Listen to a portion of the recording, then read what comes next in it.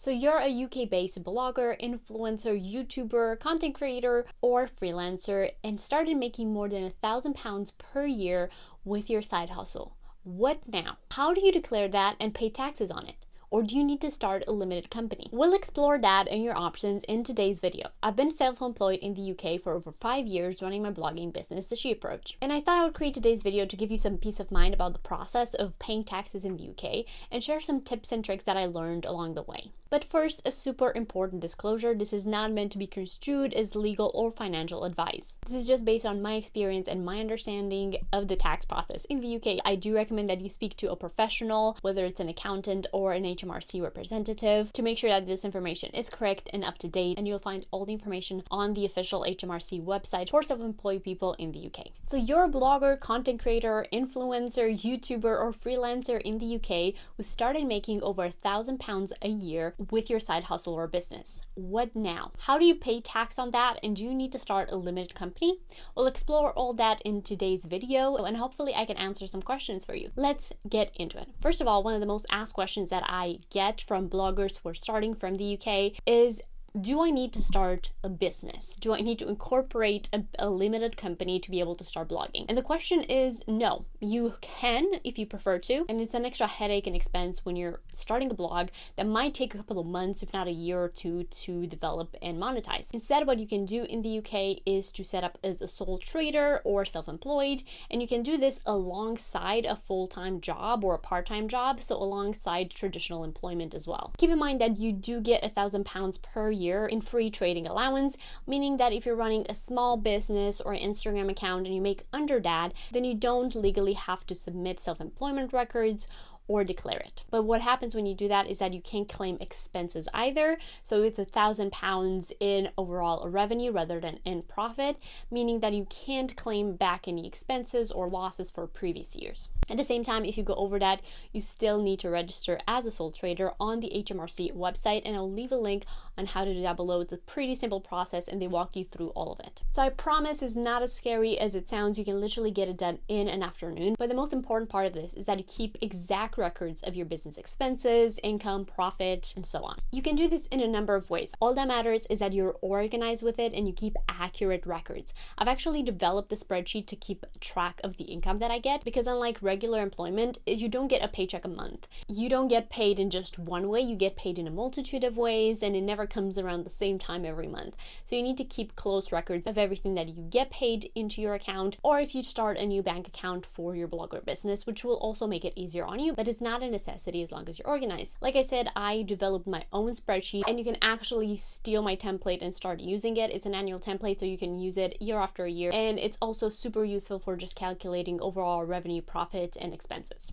Being organized is key here, because unlike regular employment where your tax gets paid out of your paycheck so you never even see it, when you're self-employed you have to keep track of your profit and pay out of pocket. That means you also have to predict how much you're gonna have to pay in taxes every year and put that money aside, because you don't want it to come to deadline time where you have to pay your taxes and you don't have any money left in your bank account. By the way, my spreadsheet automatically does that for you, so it keeps a running tally of everything. It calculates the monthly totals, and then I usually put aside 15 to 20% of the profit for tax purposes. So keep in mind that any blogging expenses that you do have, like hosting, marketing, ads, paying for freelancers or other people's services to run your business, are deductible, meaning you only pay taxes on the profit. Definitely check with HMRC what is an allowable business expense, because if you use something for personal use as well, for example, if you buy clothes that you're going to take Instagram photos in, but you're also going to wear those clothes in your regular life, you cannot claim those as expenses. But everything else, especially when you buy online software, plugins, anything like that, is fair game. And this is how I keep things organized in my spreadsheet. I go in and add the date, the amount, and a quick description for anything that I get paid, and then anything I pay out of the business as well. And then I add an invoice number in there. This is more important for the bookkeeping side of things, because you do need to keep records of that in case you get audited or they want to see that.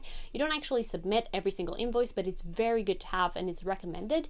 So I just keep a separate folder on my computer, or you could do a digital folder like a Dropbox, where you will also want to upload all the receipts and invoices and keep them organized in there as well. So without it getting too overwhelming, the most important thing that you need to do even before you register as a sole trader, if you've started your blog, is to start keeping track of those expenses. I'll leave a link to my template below if you want to use it. And then if you go over the £1,000 a year mark, then you want to register as self-employed. Keep in mind that you can start blogging and start making money today, and then you still have a leeway period of having to actually register and submit your records. So there's no rush to do so, but you want to be informed when the time comes for that. So watch the rest of the video to figure out what happens next. That being said, if you're serious about your blog and you think you might make a loss on the first year, but you know it's going to grow into a profitable business afterwards, it's still worth registering as self-employed in the first year, because you can claim tax relief on those losses in the next follow-up year, but you can't do that if you're just using your free £1,000 allowance. So that's just some food for thought to keep in mind. I would just get started anyways, especially if it's something that you're going to consistently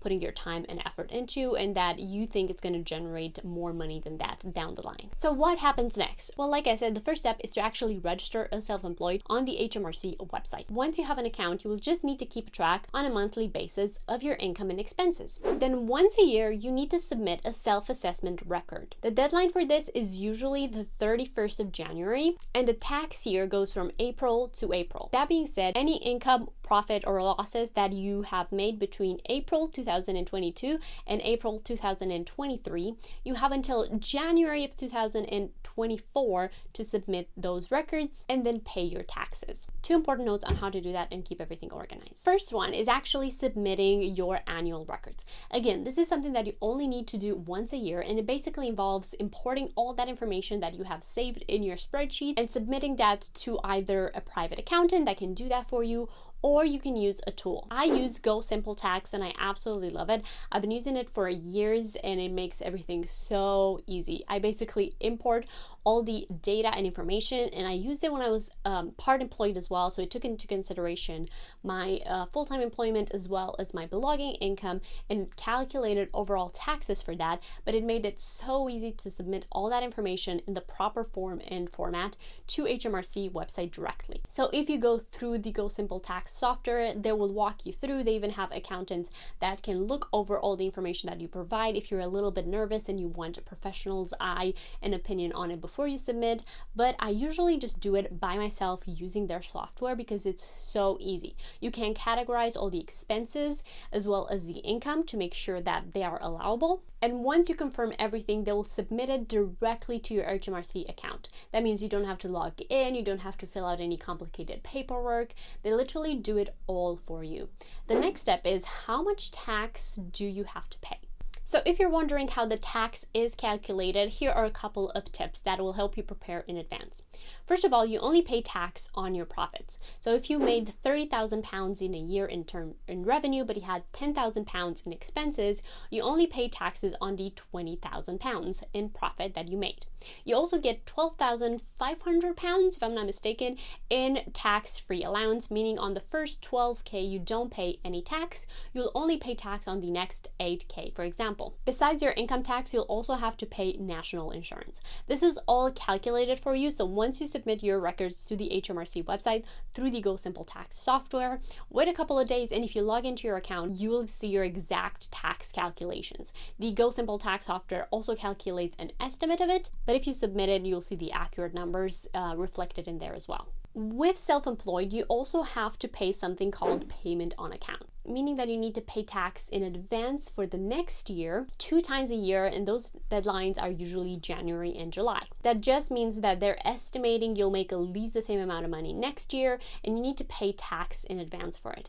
It's not as scary as it sounds, and you will see all this reflected in your account with the accurate deadlines as well. All that means is that you need to be organized with your finances. So as long as you know when the payment deadline is, then you can set money aside from your revenue to be able to pay those on time. What I usually do is that I use my 15 to 20% estimate and I put that away in taxes into an account that I can't touch and keep that solely for the purpose of paying taxes. That being said, if you don't want to handle the headache of doing all of this by yourself, you can also hire an accountancy firm. This also applies if you decide to start a limited company, in which case the accounting side of things gets a little bit more complicated. The tax allowances are different. When and how you submit is a little bit different. So if you do want to hire a company who can bookkeep and do the accounting side for you and get you the best savings and rates on your taxes as well, then I recommend Awesome. They're the accountancy firm that I use for my other business where I am registered as a limited company. So again, very different legal structures and entities for different purposes. If you're simply a blogger and this is more of a side hustle, you can still remain as self-employed and hire them to do your self-employment records for you. Or if you're starting a business, it's super important to have all your records submitted accurately.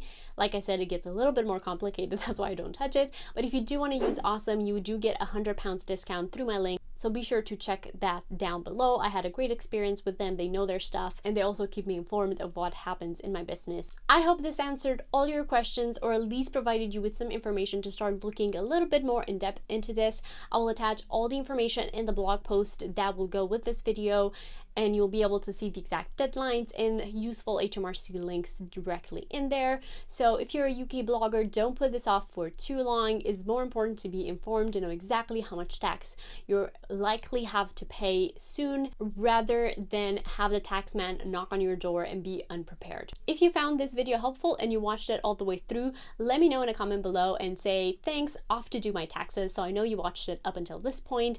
And of course, if you have any follow-up questions, let me know. I'm more than happy to share any experience that I had. But like I said, if you need professional help, make sure to use the Go Simple Tax software or use the Awesome team because they are awesome. I'll see you in the next video.